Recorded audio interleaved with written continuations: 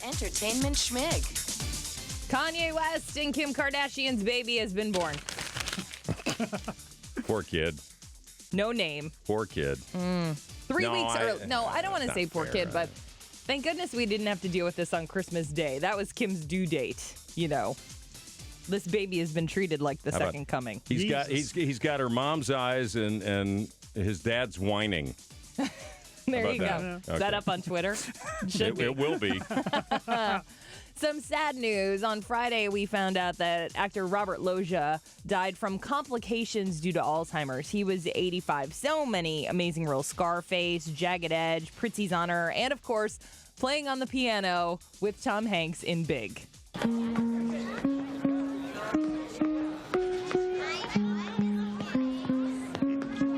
Piano lessons. 3 years. Me too. Every day after school.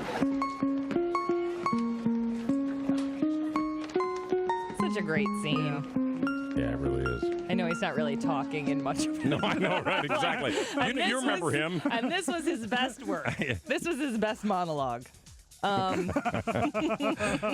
Every day after school. He had this gruff. He played kind of a mobstery guy. Mm-hmm. Yeah, he was even in a couple episodes of Sopranos. Yeah. He was the original Mucinex voice. Yeah, he was kind of like that. No, he really wasn't. But now on to another impression. Morgan Freeman. Oh, he had that plane emergency. Crash. Yeah. No, it wasn't a crash. Well, it could have been. Well, it could have been. That's how I saw it. When I saw it on the news, Morgan Freeman's plane almost crashes. Okay, well, if you didn't hear the story, Morgan Freeman was on a private jet, and during an emergency landing, the jet skidded off the runway, but he is okay. A tire blew off on takeoff. That caused other problems, he said, but thanks to his excellent pilot, we landed. Had to make an emergency landing, and I knew. I'd see. Here, I have the statement. Yeah. We landed safely without a scratch. We landed safely without a scratch. I cannot say the same about my plane. I cannot say the same about my plane. I'm Morgan Freeman. I'm Andy Dufresne. What? Wait. Oh, you were red. Wait. I'm so confused. Krampus, the one major... I never was in that movie. I should always hope not. wanted to be. $16 million at the box office to come in at number 2. Hunger Games, number 1 at the box office for the third straight week. But a lot of people are saying either In the Heart of the Sea or The Big Short could be the new number 1 next week. Saw The Big Short. Oh, yeah, and you said it was great. Really loved it. It completely different style of film. I don't even know what they call it. It's really a wonderfully acted movie. And it's based on a book about... True. It's a true story. True story. Mm-hmm. Michael Lewis, who did Moneyball and The Blind Side, wrote the book. Brad Pitt's in it, Steve Carell, Ryan Gosling, which is why he was on SNL. Ryan Gosling he's just unbelievable. He was so funny on SNL. You don't expect it because he's such a serious actor. Yeah. And sometimes in interviews... He's not necessarily the most fun guy to interview because he's so serious sometimes. Well, go online. If you go to NBC.com, look up the SNL episode and look up the alien bit that he was in. I'm telling you, I tried not to wake my wife up. She had fallen asleep.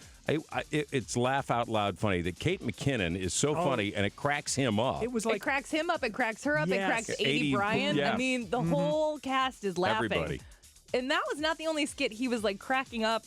And I love to see him laughing throughout the whole thing. I know that, you're not supposed to break character and that Lorne Michaels goes crazy when people do that, but it was a really good And the episode. opening, by the way, Mike Myers comes out, and I'm iffy on Mike Myers, but that whole Canadian Christmas song, that was very good. Yeah, go watch it and see what it's about. That's right. Speaking of awkward interviews, Carrie Fisher was on Good Morning America last week. She brought her dog along.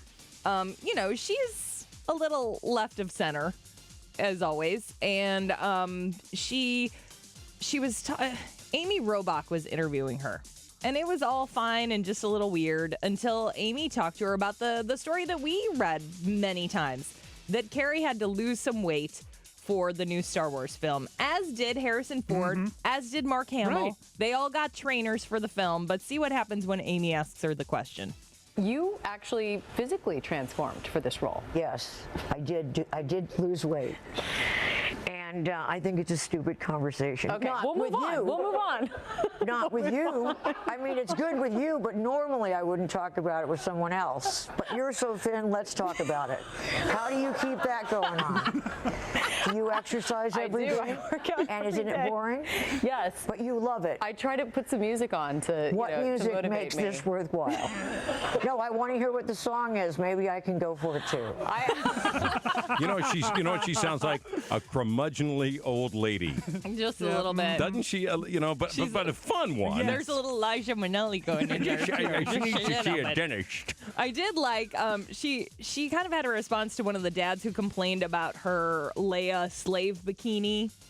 Because Hasbro rolled out some of the old action figures, and they had one in the gold bikini. He said it was inappropriate, and he didn't know how to explain it to his daughters. She said, "Tell them that a giant slug captured me and forced me to wear that stupid." Oh, sorry. Tell me that a giant slug captured me and forced me to wear that stupid outfit, and then I killed him because I didn't like it, and then I took it off backstage. That's Entertainment Schmig. More at 8:40 and online at y98.com. But what about the Carrie Fisher line?